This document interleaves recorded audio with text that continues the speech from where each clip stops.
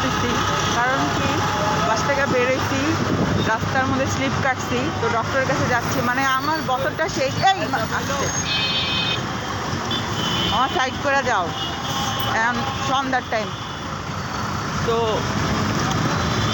বছরটা শেষও হচ্ছে, আমার হসপিটাল দেওয়া শুরু হবে মনে হয়, হসপিটাল ডক্টরের কাছে যেতে যেতে। তো সবার কি খবর, সবার কি অবস্থা?